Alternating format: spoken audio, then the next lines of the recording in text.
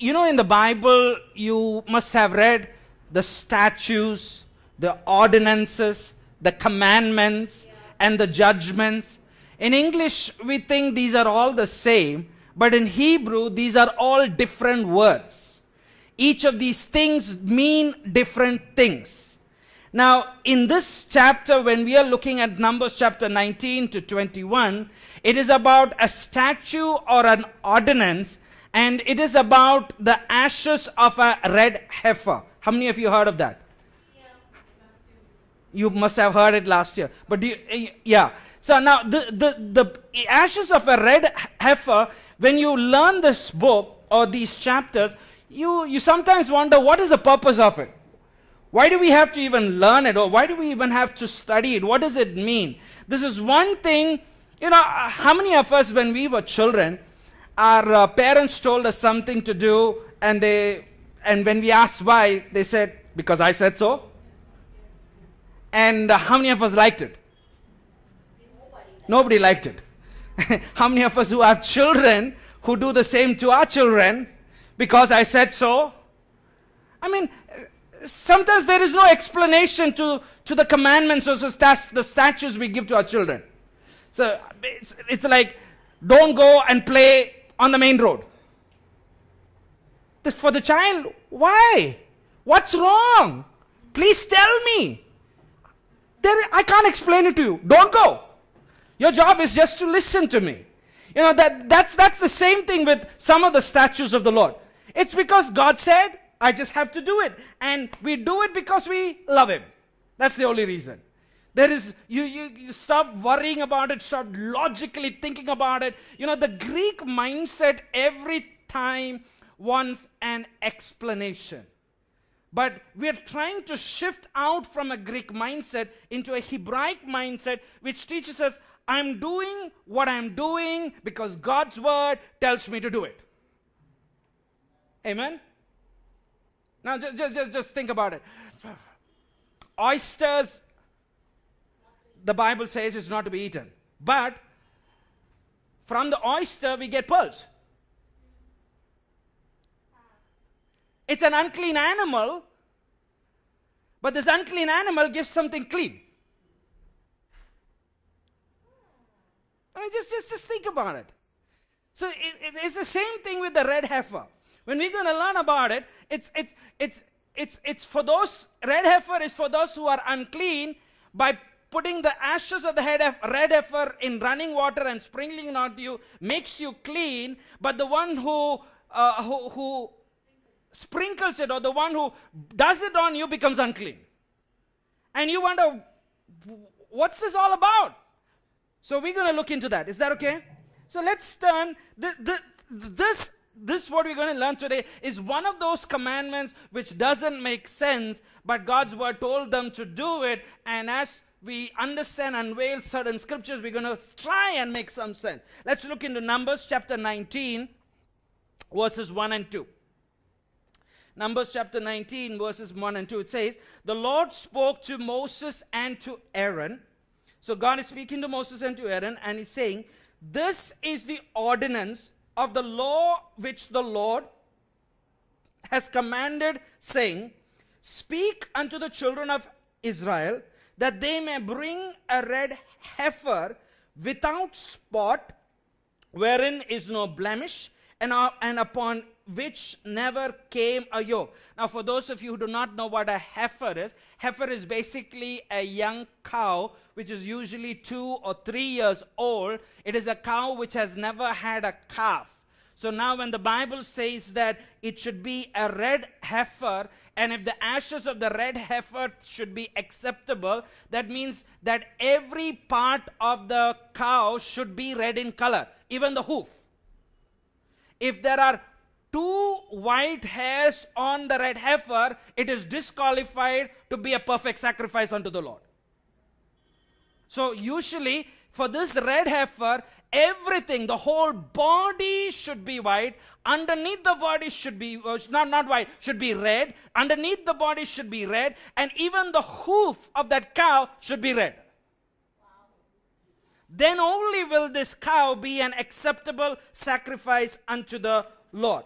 Now, statue, this statue which God has decreed, it cannot be understood with our own reasoning. That's one thing you need to understand.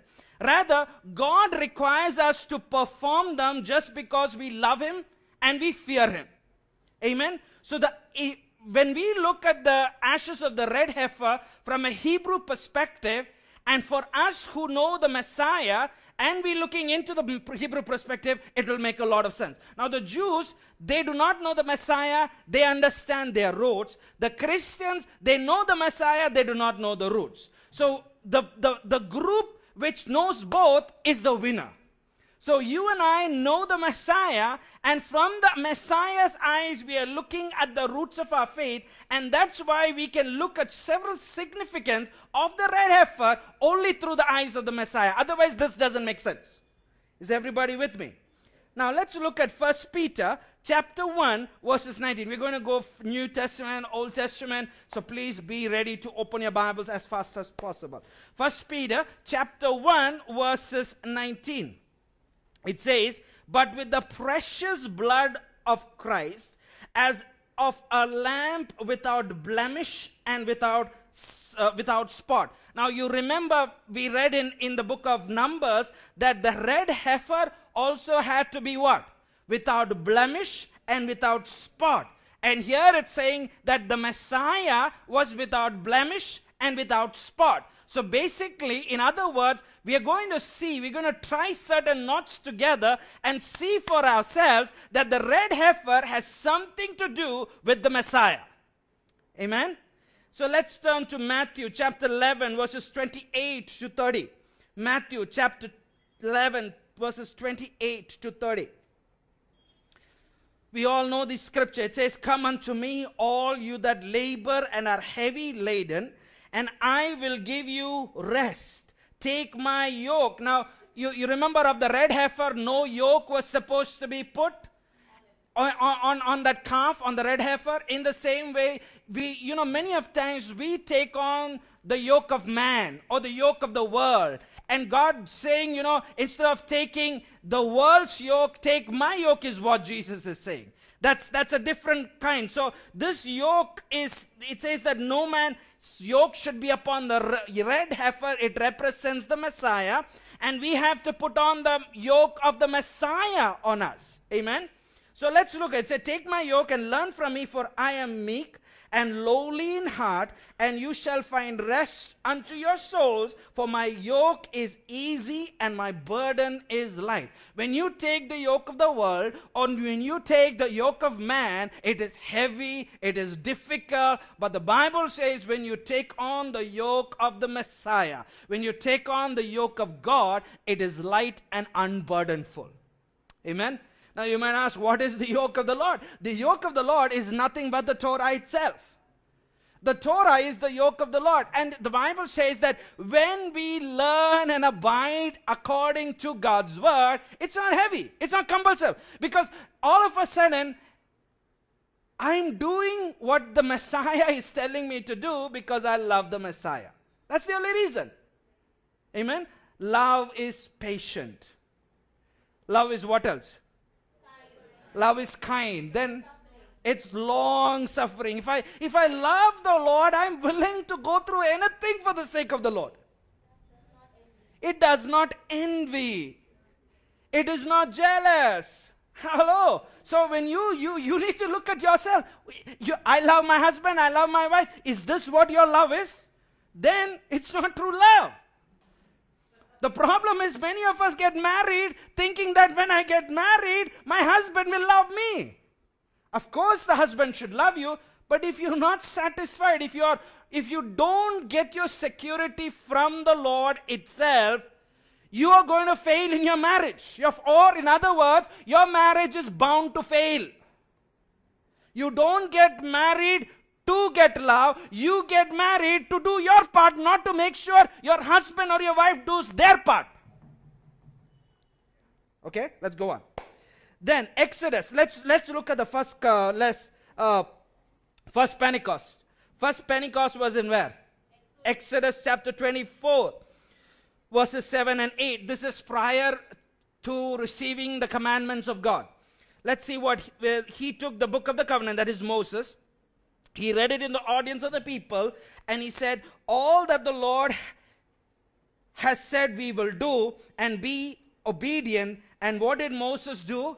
He took the blood, he sprinkled it upon the people, and said, behold the blood of the covenant which the Lord has made with you concerning all these covenants. Just think about blood being sprinkled on your face or on yourself. How do you feel about it? Now just think about it. Now this is what Jesus also did on his Last Supper. What did he say? Behold the blood of the covenant. You see the connection with the old and the new. Moses is saying, behold the blood of the covenant, and Jesus also said, behold this is the blood of my covenant when you take this cup. Let's turn to Hebrews chapter 9 verses 18 to 20. Hebrews chapter 9 verses 18 to 20. It says, and when Moses had spoken every precept to all the people according to the law, what did he take? He took the blood of calves and of goats with water, scarlet wool, and hyssop, and sprinkled both the book and all the people, saying, this is the blood of the testament which God has enjoined unto you. So now when you see all this, you need to see there are certain elements which are very prevalent all throughout in the book, in the Old Testament. It is the blood, it is water, it is scarlet wool, and there is hyssop. All throughout, again and again happening. And these same symptoms you see also in the New Testament. Amen. Let's turn back to Numbers chapter 19. Verses 3 and 4. First we'll read. And then we will read verses 6 and 9. Numbers chapter 19. Verses 3 and 4. It says, you shall give her unto Eliezer. The her over there is basically is the red heifer. I know in some of our Bibles it is give it to, in Hebrew there is no it. It is either him or her. What do you call that in English? Yeah. Hebrew is some gender. There is no nil gender. Neutral gender. Correct. Thank you. I'm not good in English. Okay. Now it says, you shall give it to her, that is red heifer, unto Eliezer. You know who Eliezer is? Eliezer is not the high priest. Eliezer is Aaron's son. Okay? He is part of the priesthood, but he is not the high priest. Then that he may bring her forth without the camp. The word without the camp is basically outside the camp. This is KJV. And one shall slay her before his face, and Eliezer the priest shall take of her blood with his finger, and sprinkle of her blood directly before the tabernacle of the congregation 7 times. And the priest shall take cedar wood. Now listen, cedar wood, hyssop, scarlet, and cast it in the midst of the burning heifer. And the man that is clean shall gather up the ashes of the heifer and lay them without or outside the camp in a clean place, and it shall be kept for the congregation of the children of Israel for a water of separation. It is a purification for sins. Now the ashes of the red heifer could be performed by any of the priests. It doesn't have to be performed only by the high priest. Now you have to understand, this is not happening in the camp. It is not happening in the tabernacle. It is not happening in the temple. It is happening outside the camp. Is everybody with me? For those of us being here, you remember that all the other sacrifices happen in the camp. But the ashes of the red heifer doesn't happen in the camp. They had to be out of the camp. Okay, so now remember, the red heifer had to be slain outside of the camp. Now let's look at Hebrews chapter 13 verses 12 and 13. Hebrews chapter 13 verses 12 and 13. It says, so Yeshua also, that he might sanctify the people with his own blood. Where did he suffer? Outside the gate. So let us go forth therefore unto him outside the camp, bearing his reproach. You see, speaking about the red heifer had to be sacrificed outside the camp, and Yeshua's sacrifice is a type of the red heifer, and Yeshua is also offered, whose offering is acceptable unto God, and he is offered outside the camp, just like he is outside Jerusalem. That's where he was crucified. Yes or no? Okay, so now that's what we know. Now, the thing about cedar wood is known for its resistance to decay. Now, even the wood you use for sacrifice should be used in such a way that it would not have decay. Any wood that would decay easily could not be used for the Lord. You know, God was very particular on every little thing. And this cedar wood is a representative of the Messiah, whose body would not decay, and also upon the tree or upon the cross he was crucified. So the cedar wood represents the Messiah who was crucified on the cross. The hyssop, do you remember in Passover they used the hyssop? You remember that? And Messiah, what did Messiah? Messiah died on the Passover. And on the cross, what was offered to him? There was the hyssop. So let's look at the first Passover in Exodus chapter 12. We're just trying to make connections with the old and the new. Is everybody with me? Okay, Exodus chapter 12 verses 22. It says that you shall take a bunch of hyssop, dip it in the blood that is in the basin. You know the thing about hyssop is a material which absorbs anything. Okay, so dip it in the blood that is in the basin, strike it the lintel on the two doorposts with the blood that is in the basin, and none of you shall go out of the door of his house until morning. So hyssop was used for Passover. Where else was hyssop used? In the book of Leviticus, is hyssop used anywhere? Leper. Yes, for the leper in Leviticus chapter 14 verses 3 and verse 6. Let's read that. Leviticus chapter 14 verses 3 and 6. It says, the priest shall go forth out of the camp, and the priest shall look and behold if the plague, the word plague over there in Hebrew is the word nega, of leprosy, and be healed in the leper. As for the living bird, he shall take what? Look at what he's taking. The cedar wood, the scarlet, and the hyssop, and shall dip them and the living bird in the blood of the bird that is killed over what? The running water. You see these three things which are again and again coming. What all is happening? The cedar wood, the scarlet, and the hyssop is again happening. These are the three things that are used during Passover. These are the three things that are used for the healing of a leper. And now again, these are the three things that are used for the ashes of the red heifer. Everybody with me? Okay, let's go on. Let's see in Isaiah 53 verse 4. We know this. It says about Jesus, it says, surely he has borne our griefs and carried our sorrows, yet we did not esteem him stricken. The word stricken over there is the word nega. And it's smitten of God and afflicted. The word stricken is the word nega. So basically, in Judaism, they believe the Messiah was a leper Messiah. And this leper Messiah is the one who is dying for the sins of the whole world.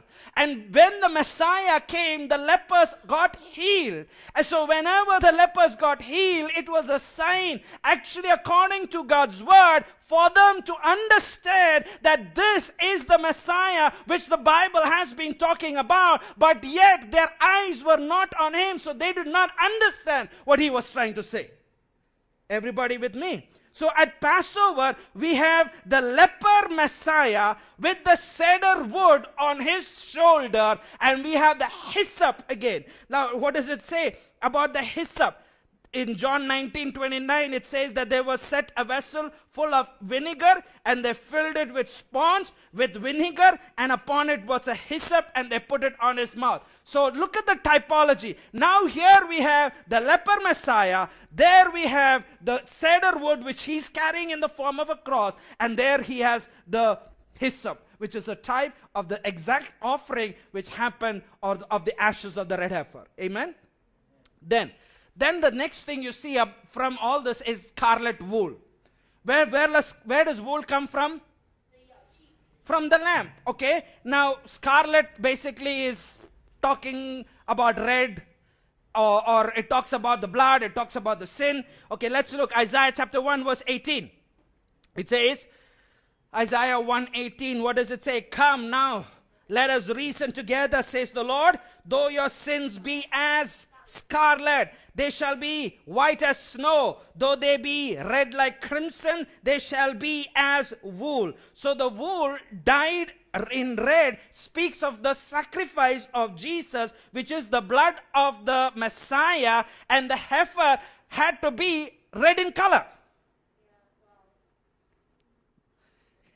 Amen.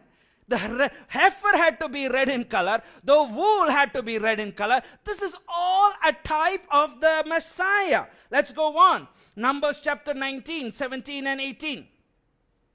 Numbers chapter 19, verses 17 and 18.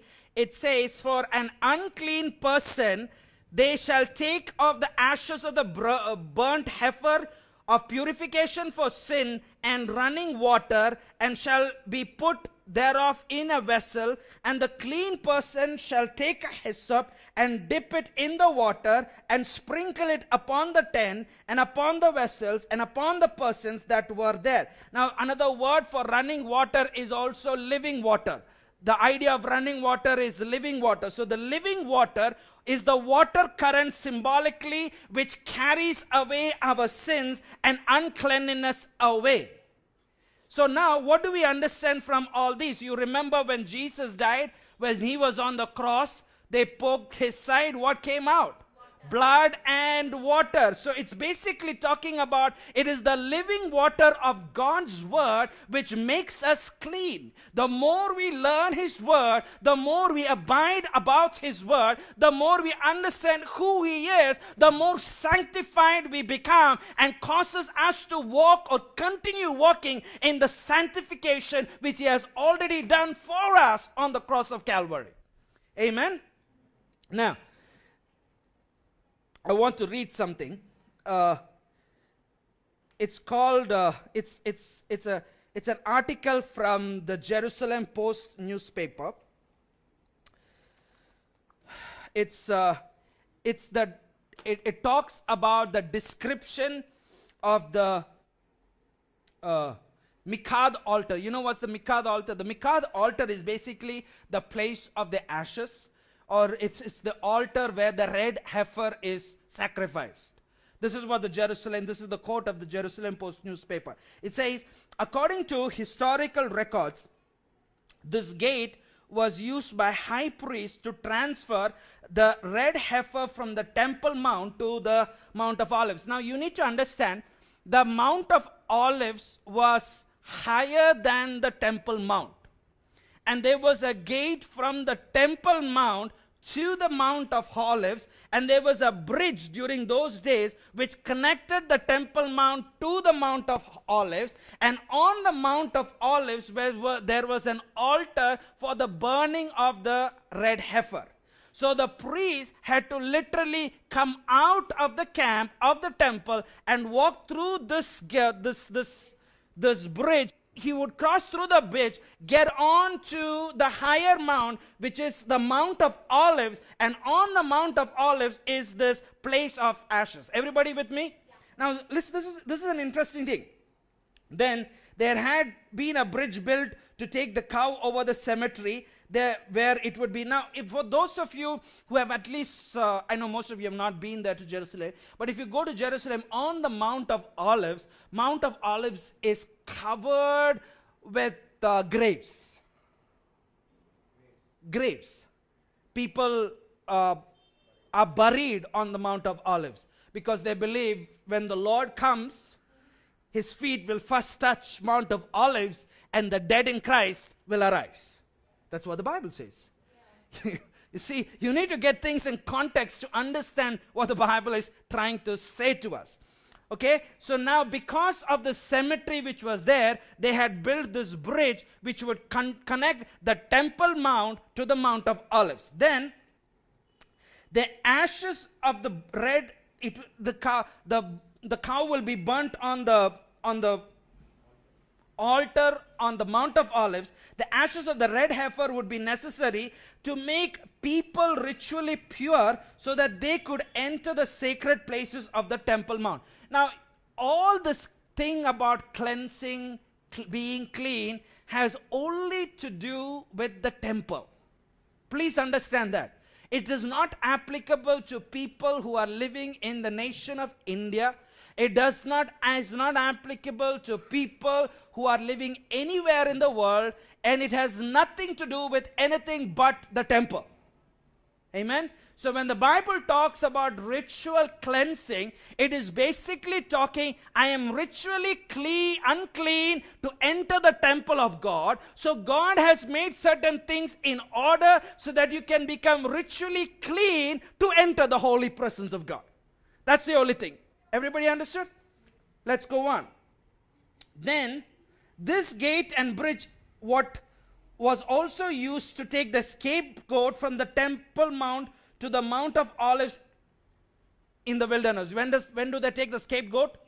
During Yom Kippur. So, now, because the Mount of Olives sat around 200 feet higher than the temple, the high priest could see the veil of the Holy of Holies while he performed the ceremony. Everybody with me? Now they are here on the Mount of Olives performing the red heifer sacrifice, and from the Mount of Olives where they are offering, they can look into the Holy of Holies, or they can look into the presence of God, and they can see what God is seeing. Not only can they see God's face, God is looking at their sacrifice. Okay? That's what the Bible says should happen. Now, the singular altar is erected on the spot. The wood arranged on the altar is preferably made of cedar, vine, cypress, or fig, for these are generally free from knots and holes. The fire will be ignited from its western side, the end facing the temple, and the wood is placed in the shape of a small tower, wide at the bottom and narrow towards the top. Small spaces are made into pile to let the air circulate, and the heifer is bound to the altar with cords from a reed grass. The reed grass is basically a grass which do not become impure. It is placed on top of the wood arrangement with its head on the south side and its face westward towards the Father. The priest stands on the eastern side, also facing the west. Now you have to understand, if this is the Temple Mount, the tabernacle is facing the Mount of Olives, and the priests are over here. Now, even as they are offering the sacrifice, the thing of this is that the priests cannot show their back because God is watching, and even the lamb or the red heifer has to be placed in a particular position. Now, what is the position? Now, if this is the altar, the red heifer, her head had to be put this side, facing this side, and her eyes facing the face of God. So the heifer had to look at God from here into the Holy of Holies, and from there God should see here, and the way they kill the thing and the way they light the fire, everything God should see. Now this is amazing. You know, basically what is happening, the Father wants to see the representative of Messiah. What they were doing is what is going to happen many years down the road when the Father saw his Son dying for the sins of the whole world on the same mount, on the Mount of Olives outside the camp. Okay? The priest stands on top of the altar, slaughters the heifer. Now this is what happens. He's like this. He says that he uses his right hand for the act of killing the heifer, and gathers the blood not in a vessel but on his left hand, and with the right index finger, is this the index finger? Yeah. With the right index finger, he takes the blood and he sprinkles it 7 times, standing opposite of the temple, and God is watching this. He is doing this, and in the direction towards the entrance of the temple, because the verse says that you should do this towards the front of the temple of meeting. And he descends from the altar, he lights the fire, and the heifer is placed on the fire. Then he takes, what are the three ingredients the Bible says they should have? Cedar wood, hyssop, and scarlet or wool. So what he takes these three things, ties it together, and he puts it in the middle of the thing. So the heifer now is representing the Messiah. Now just think. He wraps up the hyssop together with the cedar inside the crimson wool, throws it into the belly of the heifer, as it is written, it shall be thrown in, he shall throw it unto the fire of the heifer, and after the fire is finished, and all has been completely burned, everything there is ground down and pulverized. So basically, after the fire is over, what they need to do, you know how after everything burns, what happens? They could not just leave it. Still, ashes is not complete. They had to literally take those ashes and they had to pound it and make it powder. Okay? And the entire black mass was beaten with rods and stiffed, and there were ashes which will be saved and which will be used for purity. Think about it. He was broken for our transgression. He was beaten for our sickness.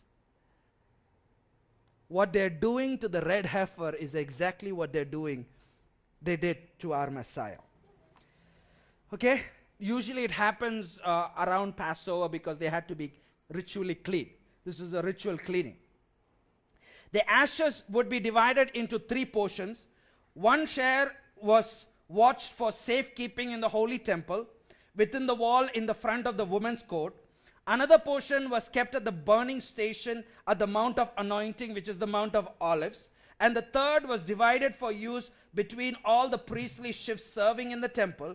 And the attending priests would then use the respective portions to purify the country folk and the impure, while allotment that was on the mount was to be used for the priests who come to burn a new heifer. You remember the wedding in Cana?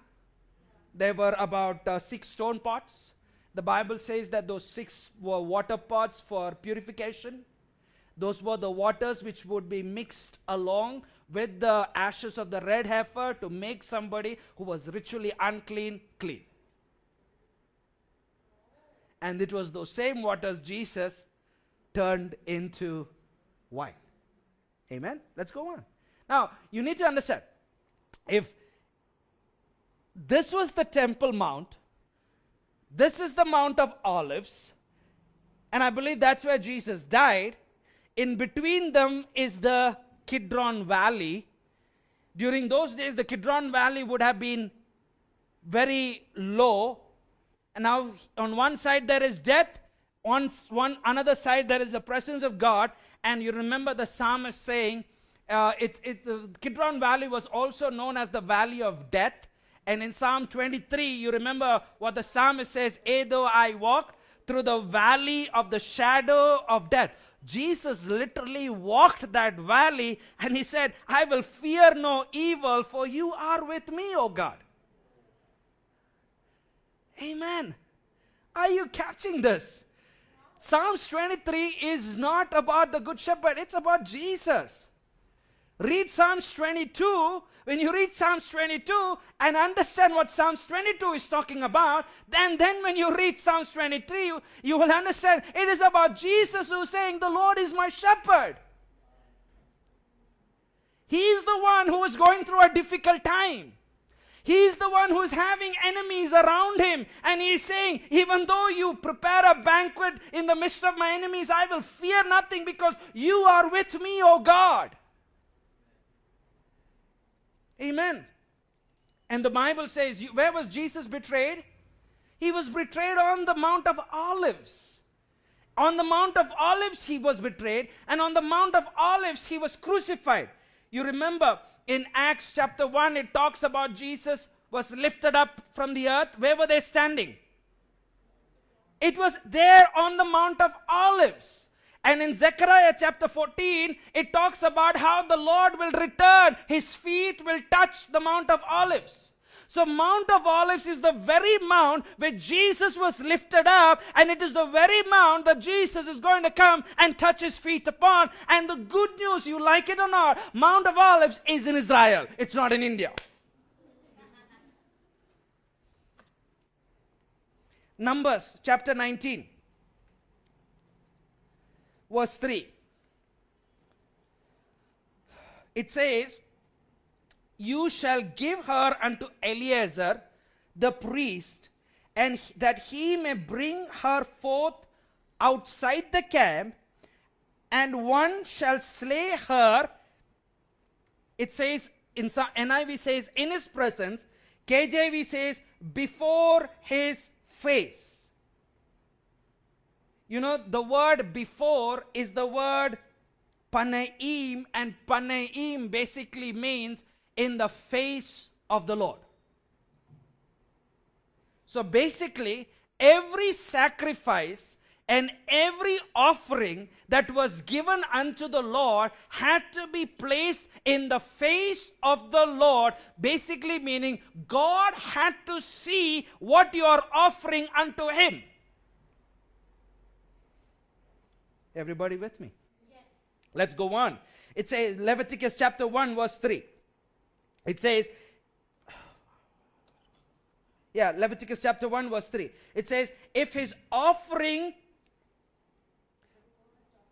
be a burnt offering of the herd, let him offer a male without blemish, and he shall offer it of his own voluntary will at the door of the tabernacle of the congregation. Where? It's not just the word over there in Hebrew is, some Bible says entrance, KJV says before. The word for before in Hebrew is the word panaim, which basically means that you have to offer your burnt offerings in front of the face of the Lord. Leviticus chapter 3 verse 7.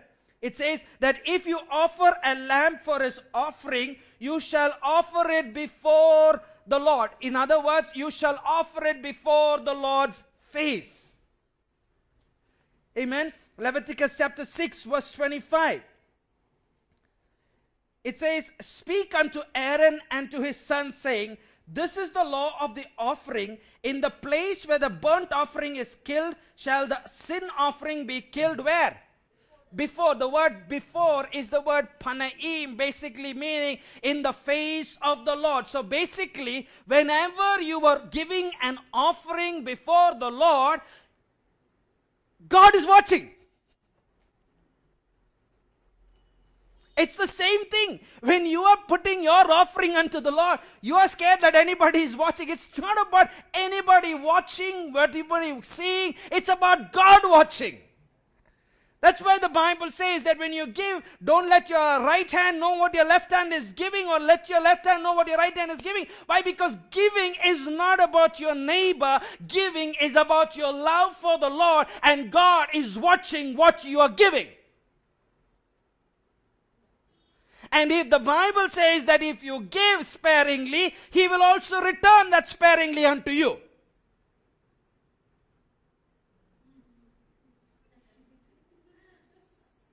You know, some of us, you know, as we grow old, we want to take less and less sugar in our chai or everything. We take these small teaspoons for the namesake. You know, some of us in our giving also, we are small teaspoon. The Bible says the measure you give unto the Lord, God is going to use that same measure, pressed down, shaken together, running over, and give it back to you.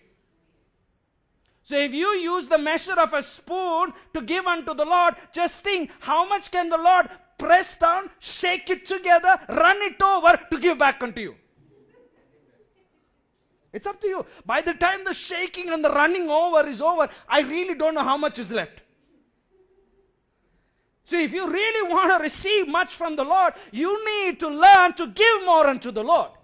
Your giving is not based on the projects. Your giving should not be based upon what I see. Your giving should be based because I love the Lord. I am not not giving because I know what is happening. I'm giving because I love the Lord. You know, there was somebody who called me today. He's part of an organization, worldwide organization called International Christian something of Jerusalem or something. I forgot the name. Yeah, it's basically about all the Christians joining together for Israel and standing for Israel. So he's the national director for India based in Vijayawada, and he was talking about giving. I don't even know this man. But yet, after I talked to him, I felt I need to give something into that work. So I've decided to give. I've not seen him. Because my giving is not based upon what he's doing. My giving is because I love the Lord. I love Israel. I love what he's doing. I love the God of Israel. I believe in it. And I'm giving because I do it. Now, is he going to use it properly? It is not my matter. My job is not to worry if he's going to do something out of it. My job is to worry if I have done my part. And my part is what? Give. My part is not to judge if he's using the funds properly. Hello? I know, people don't like it. Okay, how many of us have heard the term Golgotha? The Bible says that Jesus died on Golgotha. But do you know, Golgotha basically means the top of a skull or the top of the head. Okay, so in Israel, there are many Golgothas. And the top of every hill was known as Golgotha. If you look, there are many hills. All the tops of those hills were known as Golgotha. Now, if the red heifer was symbolic to the Messiah, then what happened to the Messiah would literally happen to, what happened to the red heifer would literally happen to the Messiah. The red heifer had to be on the Mount of Olives, facing the Holy of Holies, so that the red heifer could see the Father and the Father could see the red heifer. So I believe that Jesus was actually crucified on the Mount of Olives, looking across the Kidron Valley, which is the valley of the shadow of death, looking directly into the temple before his Father's face, because the Bible says that every offering had to be before the Father's face. And because of that, do you remember the words of Jesus himself? What did he say? He was on that cross, and one of the 7 words he said, my God, why have you forsaken me? He has looked into the Holy of Holies, looked into the Father's face, and he saw what the Father was doing. Everybody with me? Let's turn to Matthew chapter 27. Matthew 27 verses 50, 51 and 54.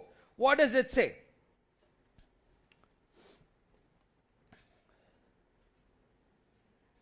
It says, behold, the veil of the temple was rent in two from the top to the bottom. And what happened?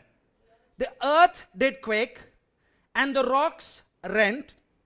Then what does it say? Okay, let's go on. Verse 53. Okay, now let's read verse number 54. What does it say? When the centurion and they that were watching watching Jesus saw the earthquakes and hello, did you catch what you just read? Where was the centurion?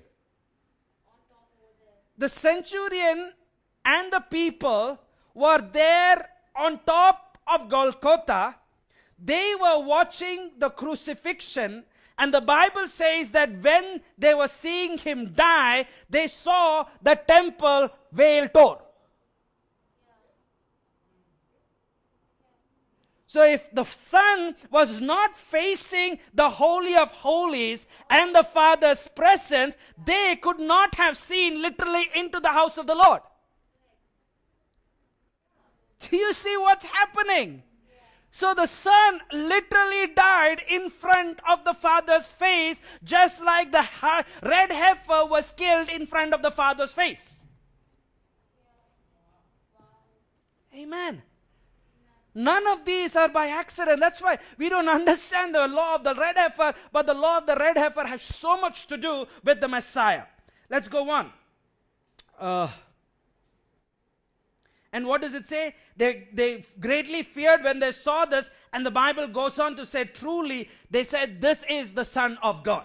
Let's go on to Numbers chapter 19, verses 10 to 14. It says that he that gathers the ashes of the heifer shall wash his clothes and shall be unclean unto evening. Now, this is really a paradox. First of all, the one who should perform the ceremony of the red heifer should be clean, and the offering of the red heifer and the ashes is to make one unclean person clean. But now the person who is clean because he has done this act becomes unclean, and then the Bible says after you have done all this ceremony, you should wash your clothes and you will be unclean until when? Till evening. That's what it says. And it shall be unto the children of Israel, unto the stranger, and to the sojourner among them, for a statute for one forever. And he that toucheth the dead body of any man shall be unclean for 7 days, and he shall purify with him on the 3rd day, and on the 7th day he shall be clean. But if he purify not himself the 3rd day, then the 7th day he shall not be clean. Whosoever touches the dead body of any man that is dead and purifieth not himself, what does he defile? The God's tabernacle. Now all this purification has only to do with the tabernacle of God. It has nothing to do with anything else. That's why even before they could come to Jerusalem and be part of the Passover or be part of the tabernacles or be part of Pentecost, they had to be ritually clean if they were in touch with any dead body. Yes? And then it says that if you're not clean, your soul shall be cut off from Israel, because the water of separation was not sprinkled upon him. He shall be unclean. His uncleanness is yet upon him. This is the law. When a man dies in a tent, all that come into the tent and all that is in the tent shall be unclean for 7 days. Now it's the same law. If you are in a house, somebody dies in your house, and if you have articles or if you have vessels which are not close, the Bible says it shall be unclean. But the articles which are not close, you shall throw it off. The articles which is close, you can make it clean. You can become clean, but you should wait for 7 days. So what about the person who is handling or doing the waters of purification like the priest? What happens to him? Numbers 19:21, what does it say? It shall be a perpetual statute unto them, that he that sprinkleth the water of purification shall wash his clothes, and he that toucheth the water of separation shall be unclean until evening. Isn't that just a paradox? The clean person should do some ritual to make an unclean person clean, but then because he did the ritual, he becomes unclean. I don't understand it. But the good news is, you don't have to understand it. You just have to do it. Why do I do it? Because I love the Lord. What does Romans chapter 5 verse 12 say? It says, by one man has sin entered the world, and death by sin, and so death passed upon all men, for all have sinned. You know, we are all born in sin. Is it because you did anything? It's because of one man. And the good news is that it is the first Adam. Through the first Adam sin came, but the Bible says through the second Adam sin has been erased or taken away. Okay, let's go on. Hebrews chapter. Now just think, how many days are necessary for a person to be clean? 7 days. So 7 days needed for anyone to be cleansed from the effects of death. When you walk through dead bodies, it's actually death. And why you can't go unclean into the temple? Because in the temple, it's all about life. Dead body is about death. So that's why if you are in a state of death, before you enter the presence of God, you have to be clean. And it is the Holy Spirit which cleanses us so that we can enter into the presence of God, because there is life in His presence. Okay? A day with the Lord is as 1,000 years.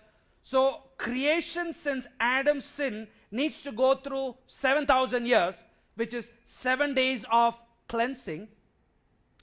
And the third day they needed to be sprinkled with the ashes of the red heifer. And it was in the third millennium that it was Moses who sprinkled the people with the ashes of the red heifer, and they received the Torah, which was the living water. And then the Messiah shall come in the 7th millennium to cleanse not only those who have come in contact with the dead, but also to raise them that are dead. And once the Messiah comes and cleanses us in the 7th millennium, the 8th day or the 8th millennium is like a new beginning, and new Jerusalem, and new heavens, and new earth. So in our sin, we die physically, and spiritually we become unclean, and through the offering of the red heifer, we have become clean. And the offering of our red heifer is the Messiah, Yeshua Himself. Amen. Let's turn to Hebrews chapter 9 verses 1. What does it say? Hebrews chapter 9 verse 1. The blood of bulls and goats and the ashes of the heifer. It's the red heifer which the book of Hebrews is talking about. What is it sprinkling the? Okay. So the blood of the red heifer made them outwardly clean. Now then, what does it say? The blood of Christ. What does the blood of Christ do? And what does the blood of Christ do? It cleanses my what? Conscience. You know, everybody says, you know, after I accept the Lord, I'm struggling with my past images, you know.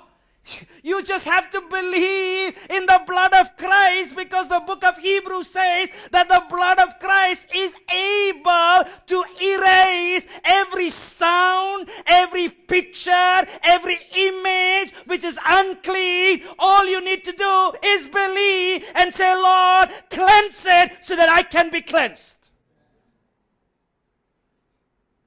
Amazing.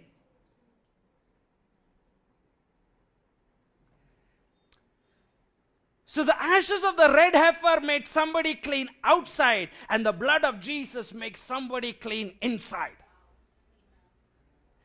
The paradox of purification is that the one offering the cleansing is rendered unclean. You know, what does the Bible say? He who knew no sin was made sin for you and me, so that you and I would become the righteousness of God. He became unclean so that you and I could become clean and stand righteous before God because of Him. And in order to cleanse us, Messiah became unclean. To liberate us from death, He died. He took upon Himself the most contaminating source of uncleanness to cleanse us and make us whole, so that when we stand in the presence of God, we don't stand on our behalf, we stand on the behalf of the shed blood of Christ. And that's why we can boldly say, it's no longer I that liveth, but Christ that liveth in me, because He has made me whole.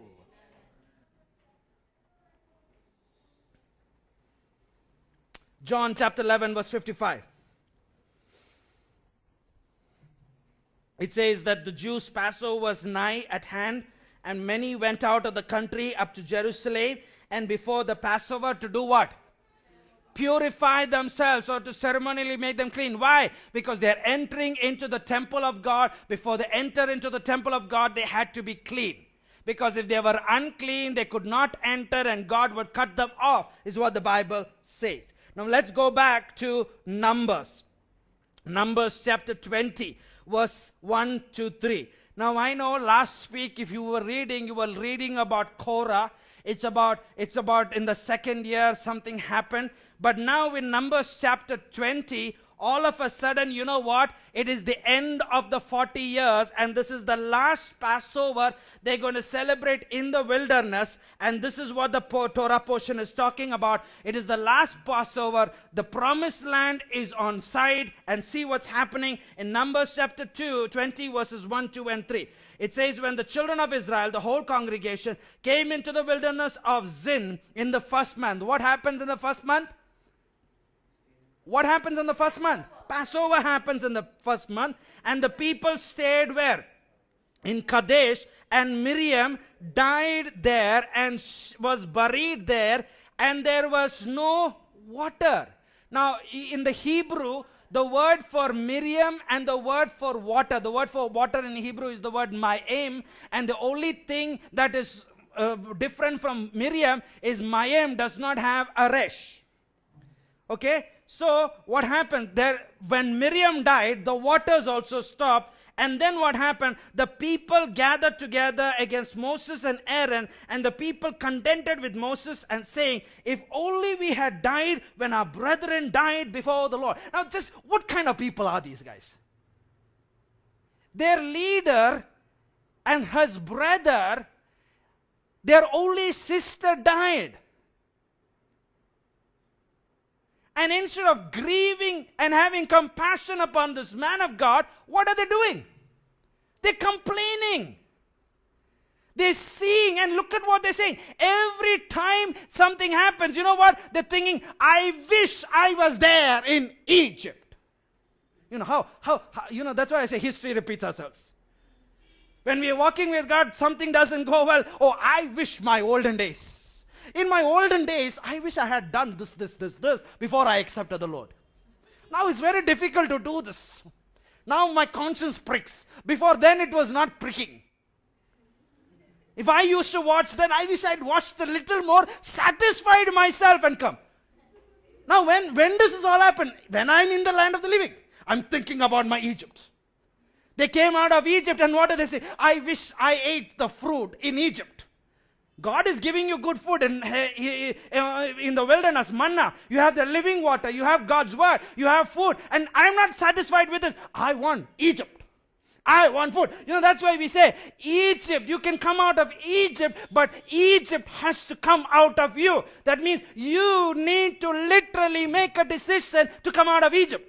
That is what repentance is about. Repentance is about changing your thinking, which leads to changing our heart, which leads to transformation of your behavior.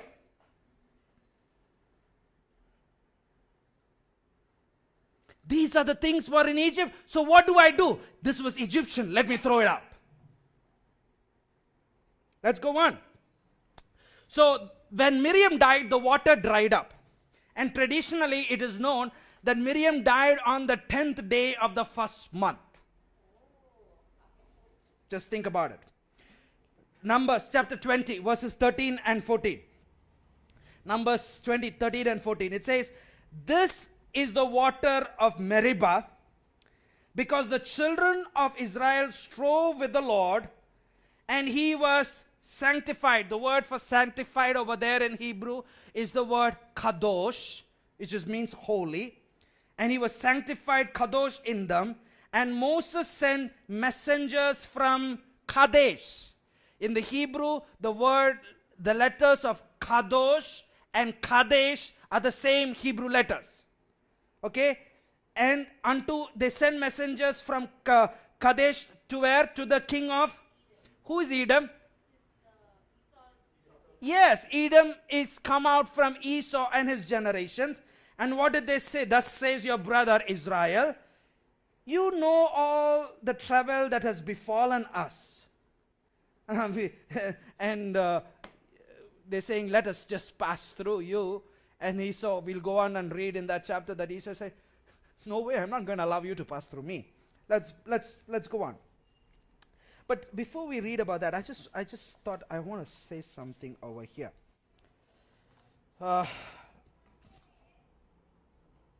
Okay, we'll come to that. Numbers chapter 21,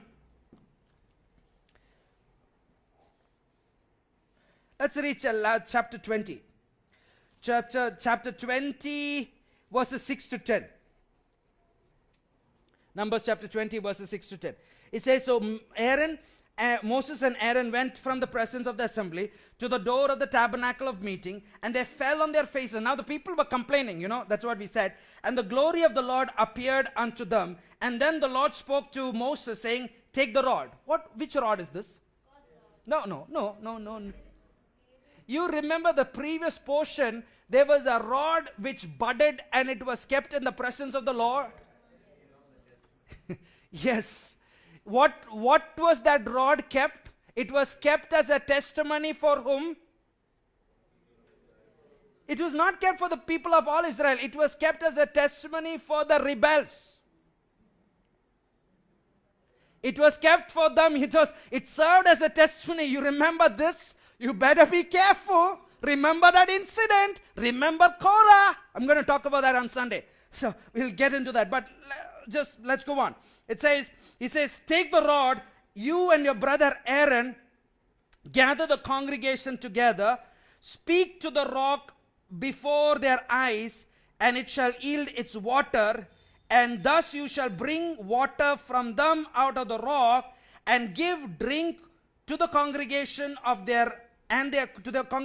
their animals. So what did Moses do? So Moses took the rod from before the Lord as he commanded, and Moses and Aaron gathered the assembly together before the rock. Now you have to understand, their sister died. Now they started grumbling and whining and complaining. Now they were really fed up. If I was in Moses' place, I would have taken an AK-47 and finished it. Okay?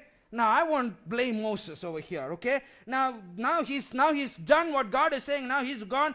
He assembled before the rock, and listen, hear now, you rebels. Yeah, that's what he said.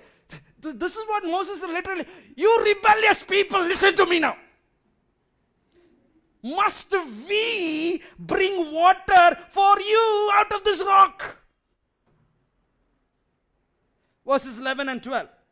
Then what does he do? Moses lifted his rod, his hand, and with the rod, what did he do? Smote the rock twice. Now, guys, what did God tell him to do? He just told him to speak. Now, he lost it. He's just human, just like you and me. Some time back, he was asked to hit the rock. But now, there was no hitting of the rock. All he had to do, but he lost it. He was angry. And then what does it say? And the water came out abundantly, and the congregation drank, and their beasts also. And the Lord spoke to Moses and Aaron, because you believed me not. He was frustrated. When you're angry and frustrated, when you're confused, you don't believe God. Hello? So, then what does it say? And you believed me not to sanctify me in the eyes of the children of Israel. Therefore, you shall not bring this congregation into the land which I have given them. Just one mistake. Finished. Poor man. He led them. It's the end. They can see the promised land. One. Instead of speaking, he got angry. That's what anger does, guys. Anger, bitterness, unforgiveness, that's what it does. It's going to kill you. If you don't deal with it, it's going to continue from generation to generation to generation. So it's up to you to decide. Do you want to stop it in your generation, or you want to welcome it, keep it in your heart, and you want to continue it? It's up to you. Then, what's the problem? What's the problem over here? Why? How many times was Jesus crucified? Jesus was crucified only once. That's why he had to hit the rock only once. The second time, Jesus is not crucified. You just have to speak, and in the name of Jesus, the deaf, the lame, the leper will be healed. Let's read 1 Corinthians chapter 10 verses 4 and 5. Listen to what the Bible says. 1 Corinthians chapter 10 verses 4 and 5. It says, did they all drink the same spiritual drink? For they drank of that same spiritual rock that followed them, and that rock was Christ himself.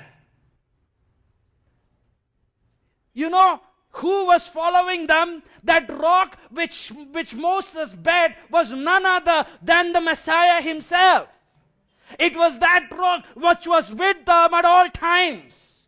He was only crucified once. That's why the Bible says that when you sin again and again and again and again, you know what? You are crucifying the Lord again and again and again and again. That's why the Paul says, stop it. His crucifixion is done once and for all. For the past, for the present, for the future. Believe in it, have faith in it, and continue living in the holiness of God. Stop saying, I cannot control myself. Stop saying, I don't have, you have control of your life. You need to decide. Do you have control to go to the internet and watch a pornographic movie? Then you should have control to not go to the internet and not watch it and look unto God and say, God, I'm struggling with this sin. I need help. You don't have faith. The Bible says, you know what you need to do? It's begin to fast, begin to pray, begin to cry out unto God and say, God, I'm struggling with pride. I'm struggling with unforgiveness. I'm struggling, oh God. You know why we tend to sin? Because we are too full. Not only physically, we are too full physically. That's why when you fast, when you're hungry, you crucify the flesh. That's why it's a good thing to fast once in a while. Especially those of us who are struggling with fleshly sins. Get onto your knees. Don't eat for 10 days. Don't eat for 40 days. I want to see what happens to that temptation. When you're not eating, just read the word, pray, and I want to see, do you have that urge to go in front of the internet? There's no urge. You know why there's urge? Because you're lazy, walking around doing nothing. Wasting your time. That's why. There's this old saying. An idle mind is a... Hello? It's workshop. You want to keep it idle or you want to renew it?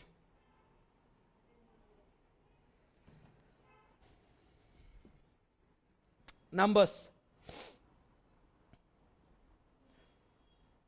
Chapter 20, verses 23 to 24. And the Lord spoke unto Moses and Aaron in Mount Hor, by the coast of the land of Eden, saying, Aaron shall be gathered unto his people, for he shall not enter into the land which I have given unto the children of Israel, because you rebelled against my word at the water of Meribah. You see, both Moses and Aaron took up the responsibility. And they didn't enter the promised land. Numbers 21. We're going to close. Numbers 21, 4 to 6. It says, And they journeyed from Mount Hor by the way of the Red Sea to the compass of the land of Edom. And the soul of the people was much discouraged because of the way. And the people spoke against God and against Moses. And they said, Wherefore have you brought us out of Egypt to die in the wilderness? How many times they have to receive the forgiveness of God? If you read these grumblings, almost 7 times God they were going through the grumblings. Why? There was no bread, neither there was any water, and our soul loathes in this light bread. You know what this light bread they're talking about? Manna. They're saying, we're fed up of eating manna. I'm fed up of this Bible. I'm fed up of reading the Bible. Manna. I'm fed up. It doesn't make sense. I'm fed up. I'm too busy. I'm not a reader. This is manna. I'm fed up. I can't. Why are you lying to yourself, guys? Don't say I can't. You're making a vow. You're binding yourself to your own word saying I can't. You can.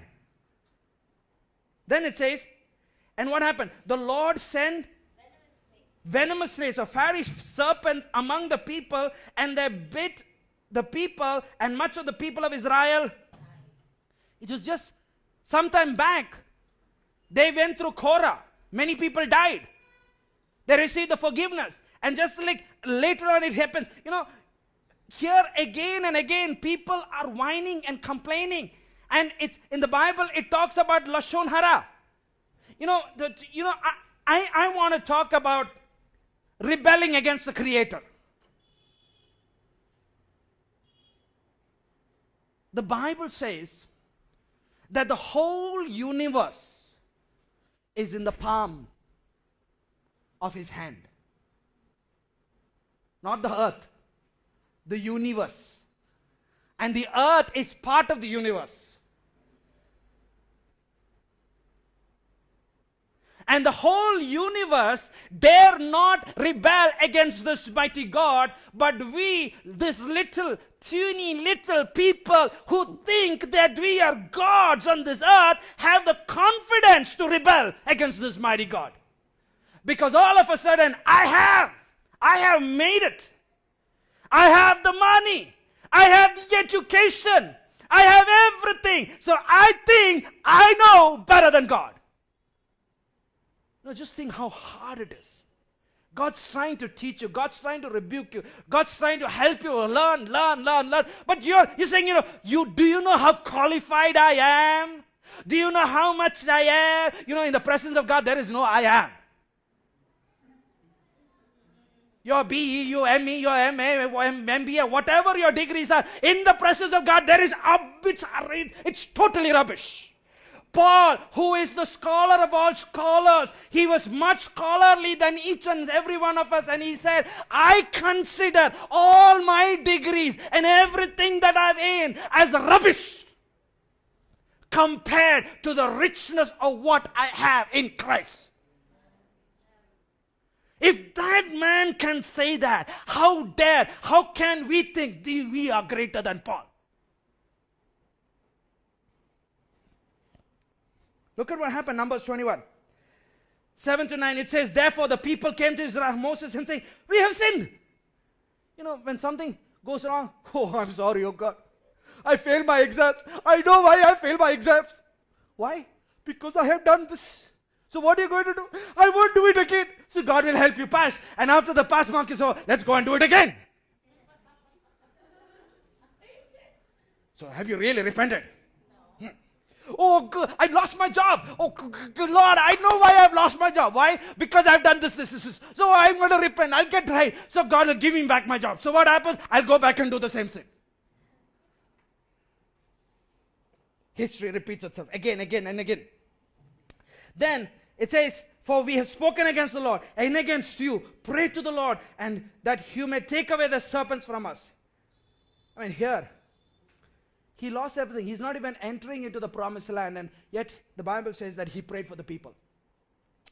And the Lord said unto Moses, make you a fiery serpent, set it upon a pole, and it shall come to pass that everyone that is bitten, when he looks upon it, shall live. And Moses made a serpent of brass. Another word for brass is also copper, and put it upon a pole. And it came to pass that if the serpent had bitten any man, when he beheld the serpent of brass, he lived. Brass basically talks about judgment. And the word for pole in Hebrew is the word nes. And nes basically does not mean pole, it means a miracle. So basically, you're going through this because of the judgment of God. Now, the mercy of God, God has pronounced His judgment, but when you look at it, you will receive a miracle. That's why the Bible says that just like Moses lifted up the serpent in the wilderness, if Christ is lifted up, He will draw all men unto Him. It's the same thing. Now just see. So when Israel repented, God provided a way for them to escape judgment. God used a brass serpent as a reminder to Israel that He would protect them and redeem them from judgment. Now, when did all this incident happen? In the wilderness. Who were their leaders? Moses and Aaron. Let's go 700 years after Moses and Aaron. During the king's time. We're going to close. 2 Kings chapter 18 verse 4. 2 Kings chapter 18 verse 4. He broke in pieces the what? Do you know that bronze serpent which Moses erected was with them all these years? for nearly the original bronze serpent. You know what? That thing which God used to bring healing, they made that same thing into an idol and started worshipping the idol and stopped worshipping the Creator. It's like the cross. Now just think, if I have a piece of cross and I break it, what will it do to you religiously? I break the cross in front of you. You know, the TV shows, you show the cross to the vampire. Nonsense. Which vampire and which cross? You know, in those younger days, you know, we used to have cross in my pocket. If I have the cross in my pocket, that will protect me from everything. What nonsense that is. God doesn't want you to worship that. It is just a symbol. The Bible doesn't say that if you keep the cross, you will cause people to come to salvation. It says that the preaching of the cross will cause people to salvation. It's not if you wear a cross. You can wear a cross and you can be the biggest demon in the world.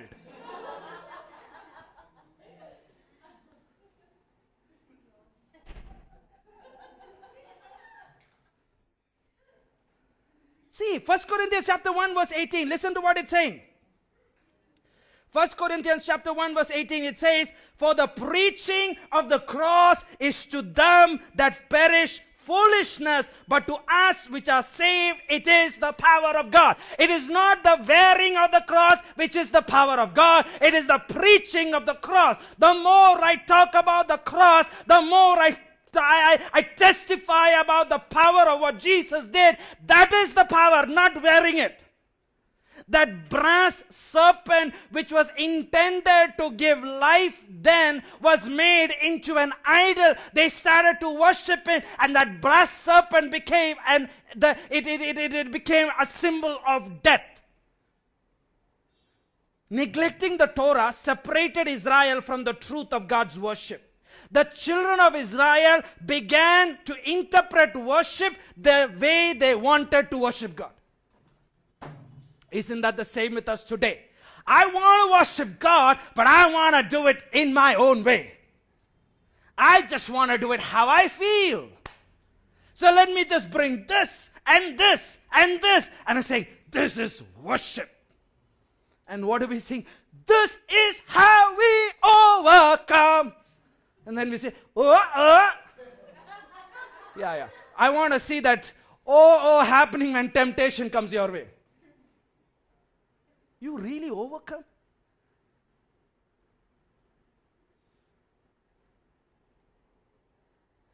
It's the same thing.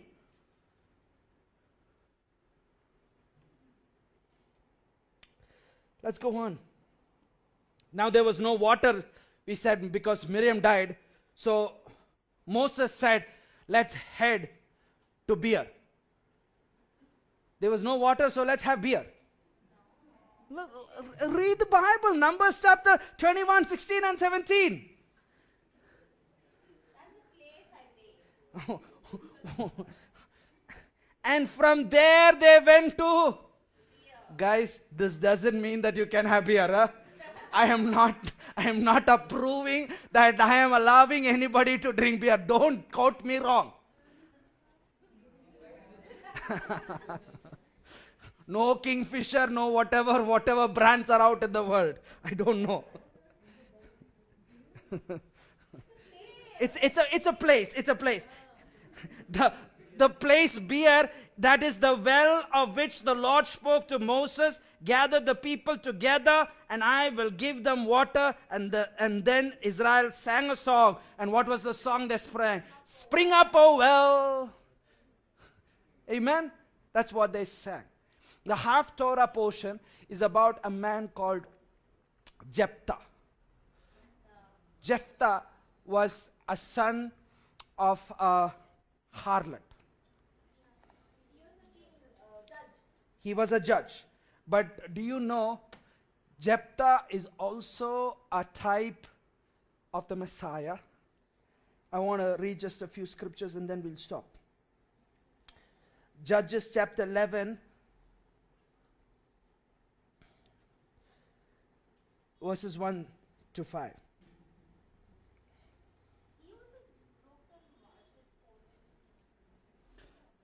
It says, Jephthah, who was the judge, was the Gideonite, was a mighty man of valor, and he was the son of a harlot or a prostitute, and Gilead begat Jephthah.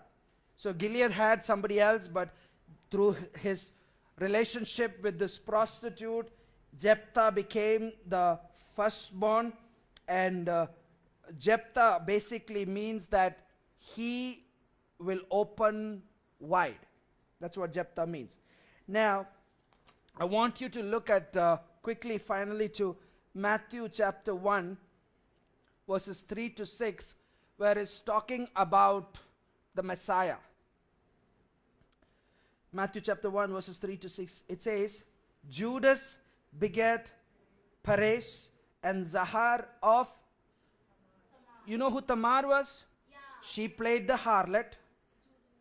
Okay, you go down the genealogy line, then you say Boaz, Salmon begat Boaz of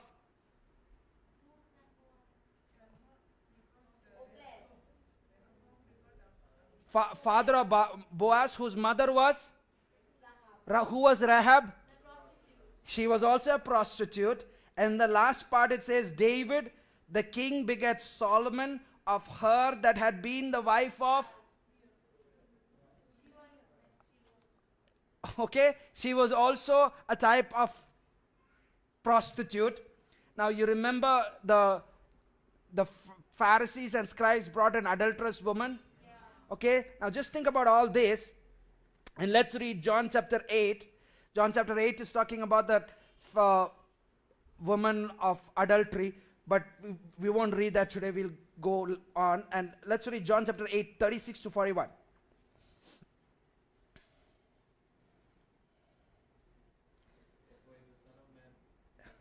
If the Son of Man shall make you free, you shall be free indeed.